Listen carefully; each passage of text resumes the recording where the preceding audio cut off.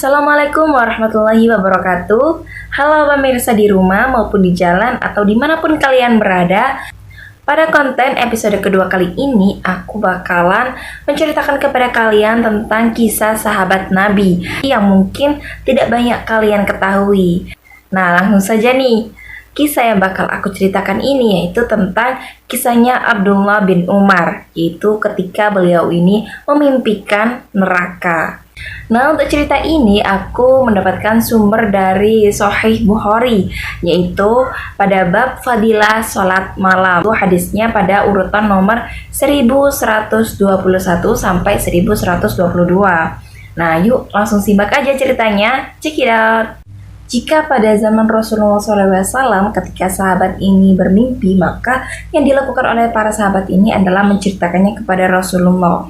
Nah, salah satu cerita yang akan saya ceritakan ini yaitu kisah dari Abdullah bin Umar yang pada saat itu beliau sedang pergi ke Masjid Nabawi. Pada saat itu beliau membaca Al-Quran dengan cukup lama hingga akhirnya beliau hendak tidur. Seperti biasanya sebelum tidur, beliau mensucikan dirinya dengan berwudu, baru kemudian merebahkan badannya dan berdoa.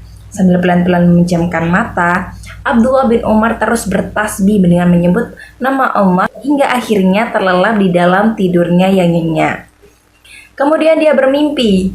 Dalam mimpinya itu dia berjumpa dengan malaikat. Tanpa berkata apa-apa, dua malaikat ini memegang kedua tangannya dan membawanya ke neraka. Dalam mimpinya itu, neraka itu bagaikan sumur yang menyalakan api yang berkobar-kobar. Luar biasa panasnya.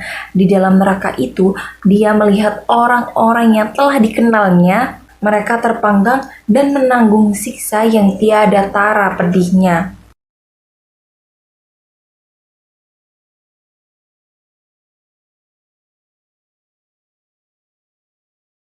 Setelah itu, Abdullah bin Umar ini bertemu dengan malaikat lain. Dan malaikat itu berkata, "Kau belum terjaga dari api neraka." Pada pagi harinya, mengingat mimpinya tadi malam, Abdullah bin Umar ini pun menuju ke rumah Hafsah bin Umar, yaitu yang merupakan istri dari Rasulullah, dengan perasaan yang sangat cemas karena ketakutannya. Setelah bertemu dengan Hafsah, Abdullah bin Umar ini menceritakan mimpi yang telah terjadi tadi malam. Kemudian saudara Hafsah ini lalu menceritakan mimpi dari saudaranya tersebut kepada baginda Rasulullah SAW. Kemudian Rasulullah SAW ini menjawab dari cerita yang telah diceritakan oleh Hafsah ini, bahwasanya sebaik-baiknya lelaki yaitu Abdullah bin Umar apabila dia mau melakukan sholat malam. Setelah mendengarkan sabda Rasulullah tersebut, Hafsah pun bergembira dan ia langsung menemui saudaranya Abdullah bin Umar dan memberitahukan apa yang dikatakan Nabi, bahwasanya dia merupakan sebaik-baiknya seorang lelaki jika ia mau melakukan sholat malam. Malaikat yang ia temui di akhir mimpinya tersebut yang mengatakan bahwa ia belum terjaga dari api neraka, itu karena beliau belum melaksanakan sholat tahajud. Jika dia ingin terhindar dari api neraka, maka laksanakanlah sholat tahajud. Jangan sia-siakan sepertiga malammu, karena pada waktu itu Allah SWT sedang memanggil-manggil hambanya. Selain itu, beliau ini juga mengingat sabda Nabi Muhammad SAW.